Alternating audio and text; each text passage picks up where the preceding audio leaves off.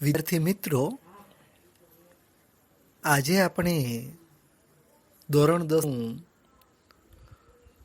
છઠ્ઠું એકમ છઠ્ઠો પાઠ કાષ્ઠખંડ લાકડાનો ટુકડો એ ગદ્યનો અભ્યાસ કરવાના છીએ. કાષ્ઠખંડ એટલે લાકડાનો ટુકડો. આ પાઠમાં જૂની પરંપરા, ગુરુ શિષ્યની પરંપરાની વાત છે. આજે આપણે શિક્ષક અને વિદ્યાર્થી તરીકે ઓળખાઈએ છીએ. એ સમય એવો હતો, આશ્રમ શાળાનો, નિવાસી શાળાઓનો. વિદ્યાર્થી એટલે શિષ્ય અને ગુરુ શિક્ષક બંને એક જગ્યાએ જ રહેતા, વનમાં રહેતા. એટલે બહારનું સામાજિક જે ડિસ્ટર્બન્સ કહેવાય, વિઘ્નો કહેવાય, એ કોઈ એને નડતા નહીં. આજે આપણે જુઓ, સમાજની અંદર જ શાળાઓ છે. એટલે આજે આ રોગચાળો છે, મહામારી છે, તો આપણે હવે વિદ્યાર્થીઓને બોલાવી શકતા નથી. પરંતુ જે આશ્રમ શાળાઓ હતી એને આવો પ્રોબ્લેમ નડતો નહીં.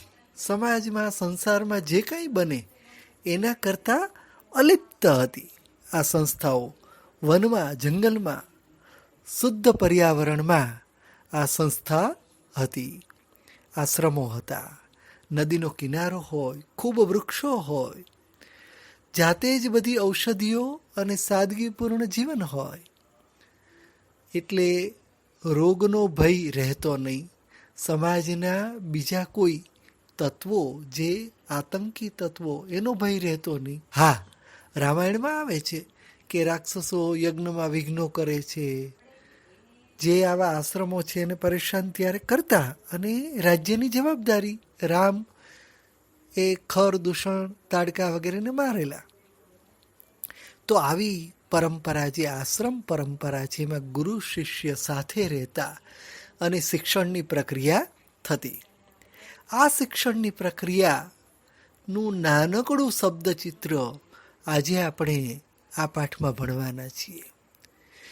ગુરુ અને શિષ્ય સાંજના સમયે એક નદી કિનારેથી પસાર થાય છે, અને એક કાષ્ઠખંડ છે, નદીનો કિનારે કિનારે ચાલે છે, અને નદી જ્યાં સમુદ્રને મળે છે ત્યાં એ લાકડાનો ટુકડો સમુદ્રમાં ભળી જાય છે.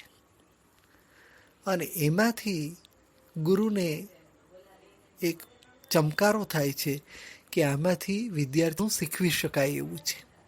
વ્યવહારિક શિક્ષણ હતું એ, પ્રવૃત્તિલક્ષી શિક્ષણ. નિવૃત્તિની વાત ત્યાં નથી, પ્રવૃત્તિ દ્વારા શિક્ષણ છે. એટલે કાયમ યાદ રહે, પરિપક્વતા આવે એવું એ શિક્ષણ આશ્રમ પરંપરામાં જોવા મળે છે. ગુરુ શિષ્યને કહે છે, લાકડાનો ટુકડો જોઈને, એ બરાબર ગુરુ મોકો જાય છે. એ કે આ લાકડાનો ટુકડો કેવી રીતે આ વિશાળ સમુદ્રમાં આવી ચડ્યો, ક્યાંથી એ નીકળ્યો હશે, કેમ પસાર થયો હશે, અને એને કઈ કઈ બાબતોનો અવરોધ થયો હશે. આપણું જીવન પણ આમ જુઓ તો લાકડાના ટુકડા જેવું છે.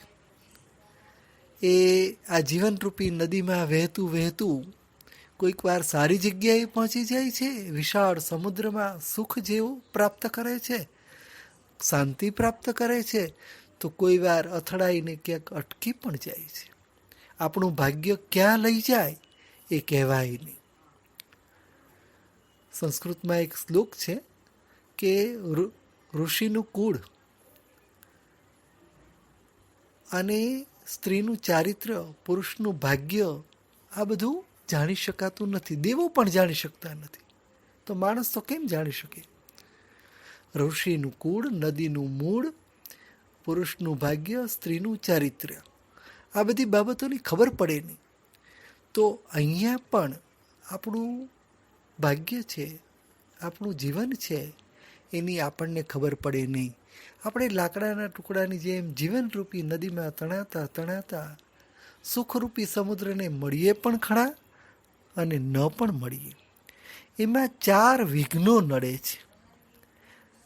લાકડાના ટુકડાને જો સમુદ્ર તરફ જવું હોય જીવનરૂપી નદીમાંથી તો એની 4 વિઘ્નો નડે છે. તો એક તો એને કિનારો છોડવો ગમે નહીં, તો ત્યાં ને ત્યાં લાકડાનો ટુકડો પડ્યો રહે, એ ઘર છોડે નહીં, આપણે ઘર છોડીએ નહીં. પછી ભાર આપણામાં અધિકતા હોય, એટલે અભિમાન ખૂબ હોય, હું તો અહીંયા જ આમ બધું કરીશ, તો પણ વતનમાં ને વતનમાં રહીએ તો એ પણ ત્યાં ને ત્યાં આપણો ભાર હોય, અહંકાર હોય, અભિમાન હોય તો આપણે ડૂબી જઈએ. ત્રીજી બાબત આપણને નડે છે વમળ. આપણે કોઈ એક વિચાર, ઈચ્છા, વાસનાઓ એમાં જો ભ્રમણમાં, વ્યસનોમાં પડી જઈએ તો વમળ છે, વ્યસન. એમાંથી બહાર નીકળી શકાતું નથી. અને છેલ્લું છે નદીના પાણીથી જે મીઠું પાણી છે, મોહ છે, આપણું કુટુંબ છે, એનો મોહ છોડીને આપણે દરિયામાં જવું પડે, આ સંસારરૂપી સાગરમાં પ્રવેશવું પડે, અને તો આપણને શાંતિ મળે. જો આપણે નદીનો મોહ જ રાખીએ તો આપણે સમુદ્રમાં ભળી શકીએ નહીં.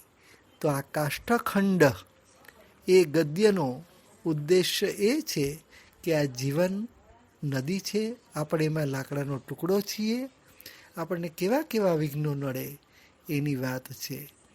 તો એ આપણે હવે આજે જોઈશું. પાઠ 6 કાષ્ઠખંડ.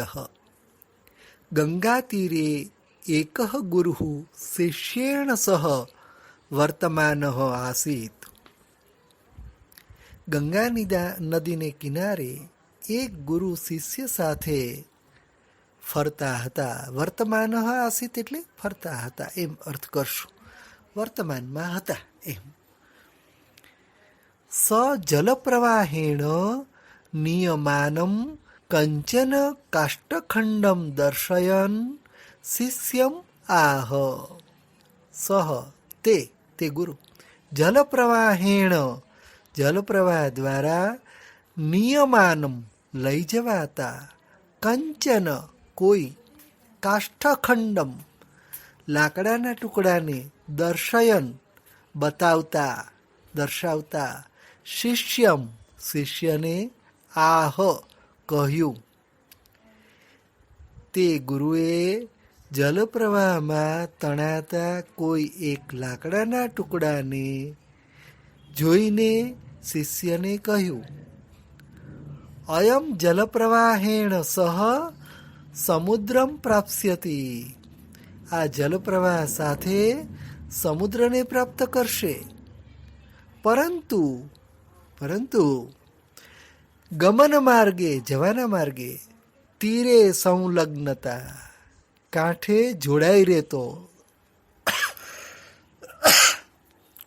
કાંઠે જો અટકી જાય તો કોઈ કચરામાં, ભાર આધિક્યેન જલેન નિમગ્નતા, ભારની અધિકતા હોય, વજન એનામાં હોય લાકડામાં ખૂબ, બીજું વજન એની પર આવી પડે, જલે નિમગ્નતા, જળમાં ડૂબી જાય છે.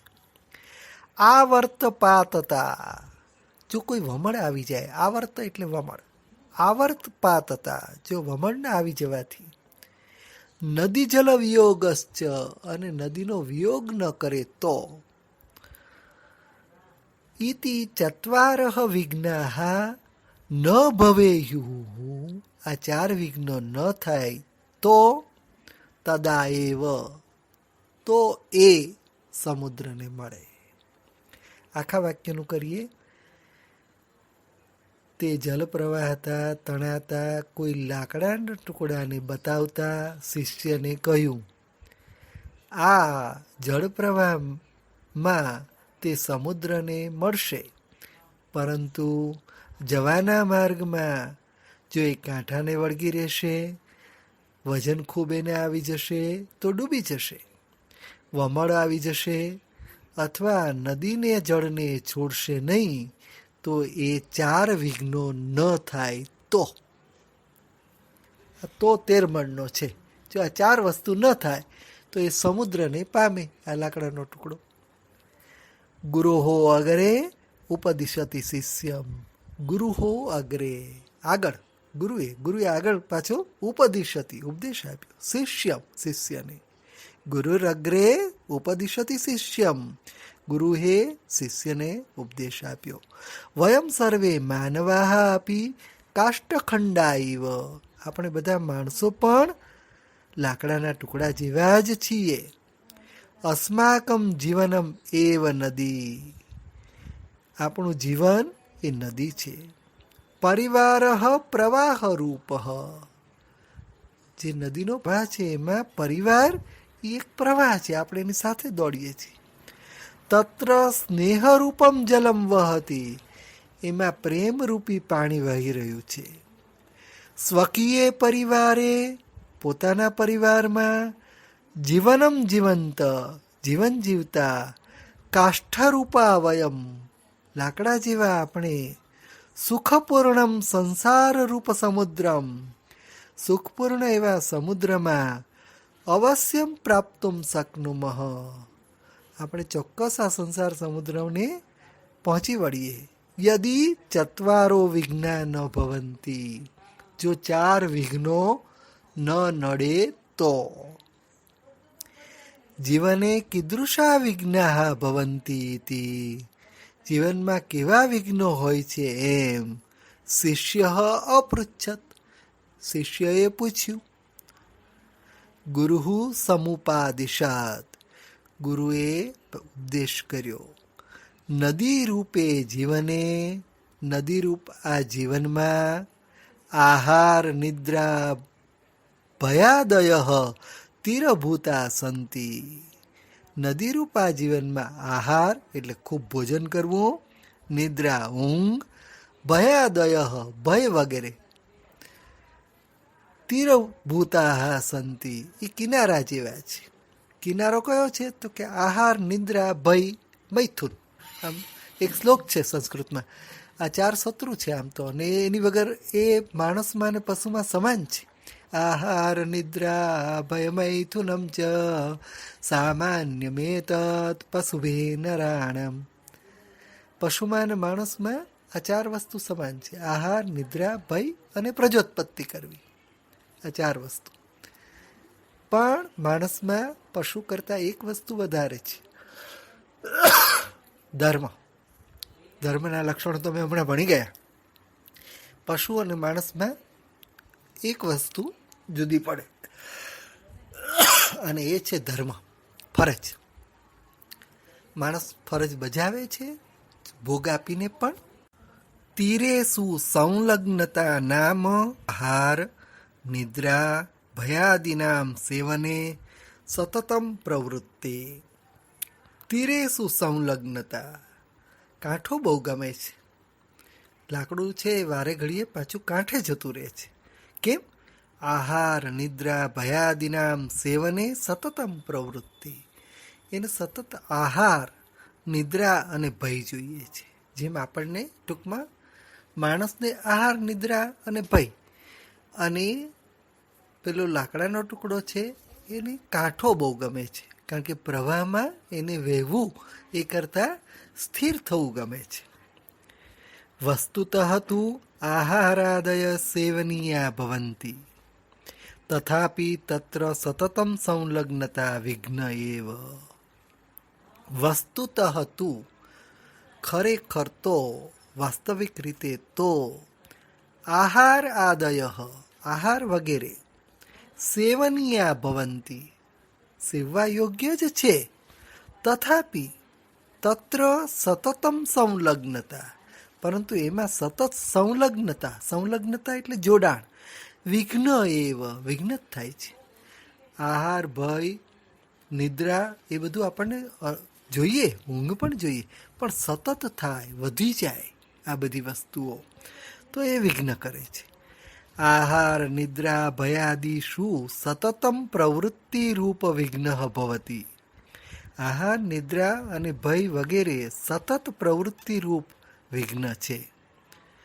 ચેત કાષ્ઠખંડ રૂપા વયમ સુખરૂપ સમુદ્રમ પ્રાપ્તુમ ન શક્નુમઃ.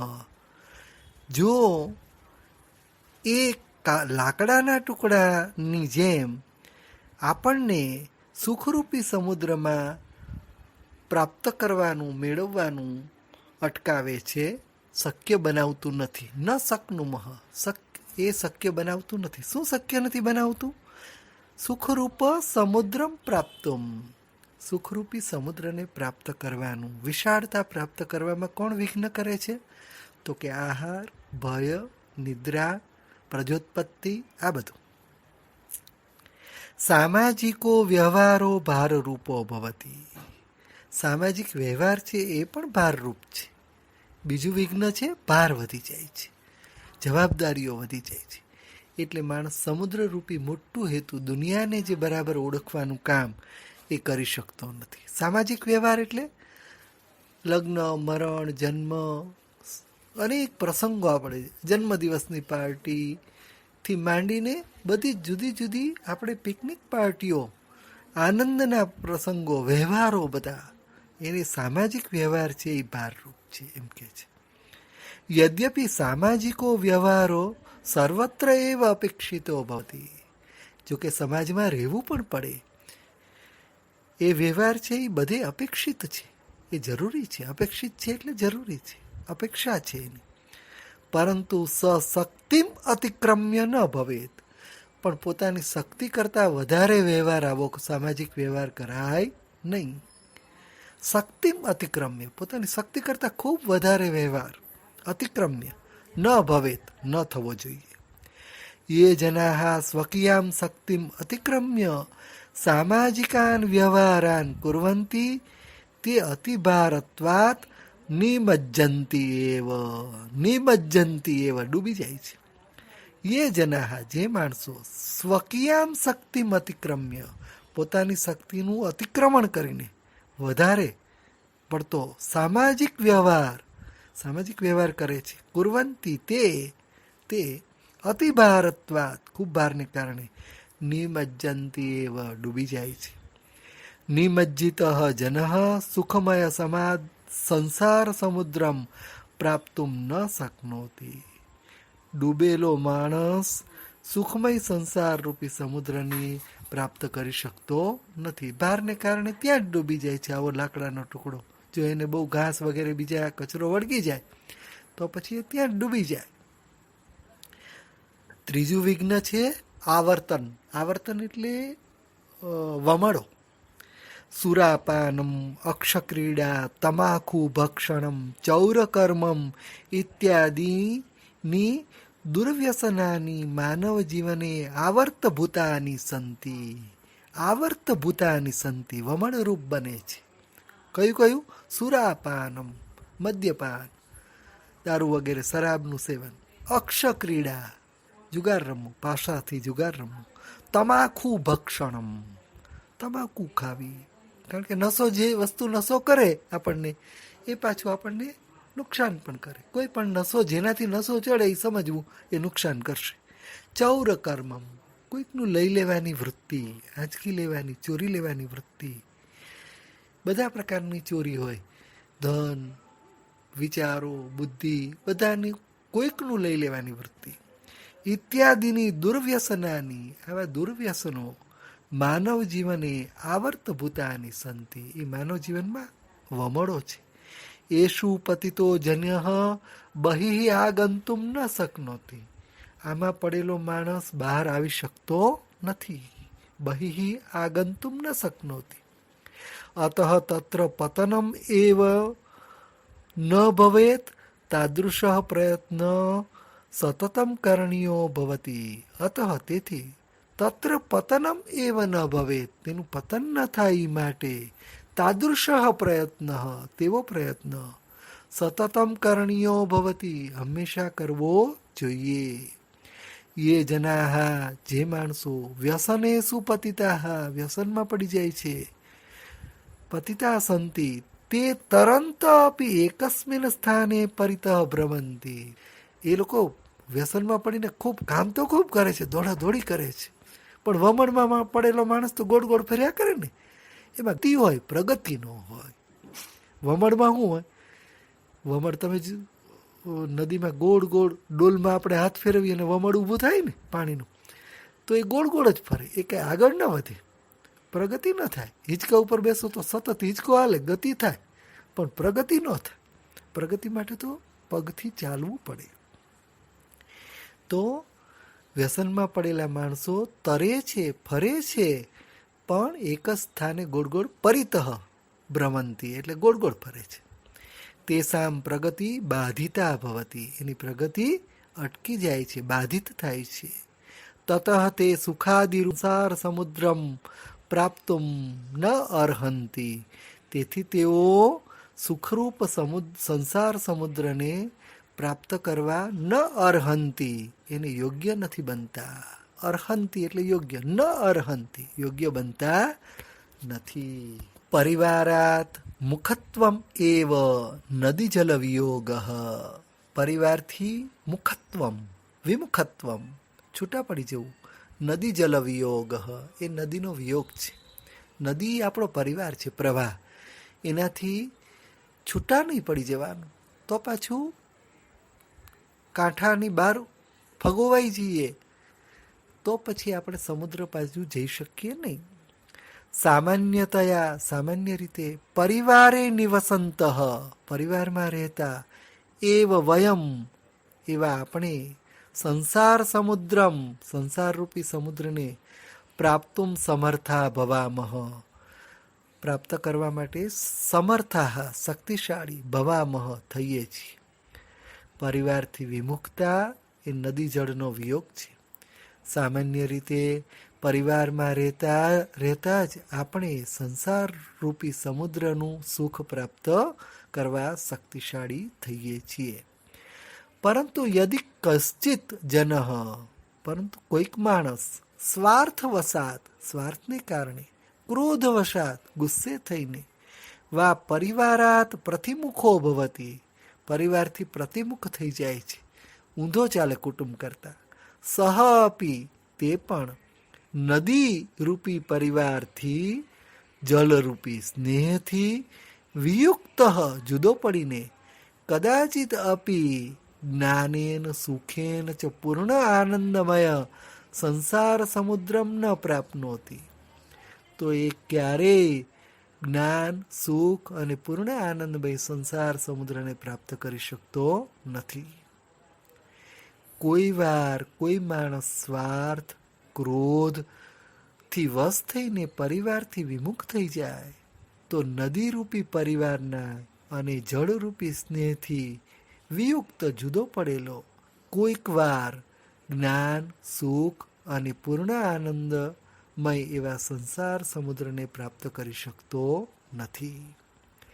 ચતુર્ભ્યઃ વિઘ્નેભ્યઃ રક્ષિતા જનાઃ જ્ઞાનેન સુખેન ચ પૂર્ણમ આનંદમ સાર રૂપ સમુદ્રમ અવશ્યમ પ્રાપ્નુવંતી.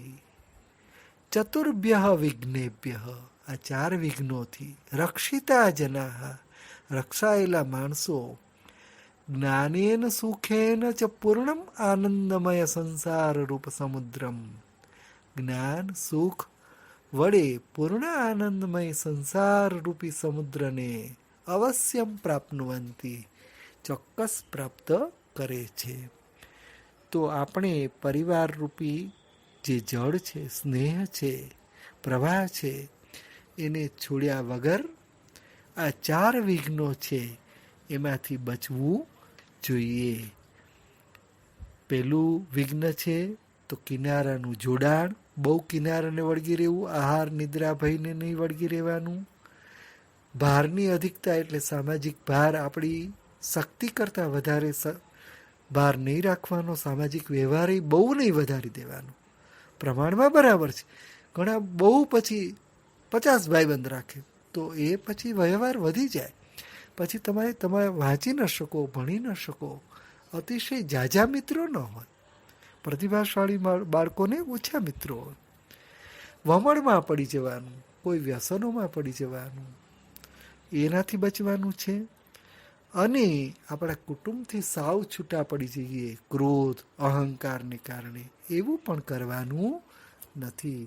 એ આ પાઠનો લક્ષ્ય છે.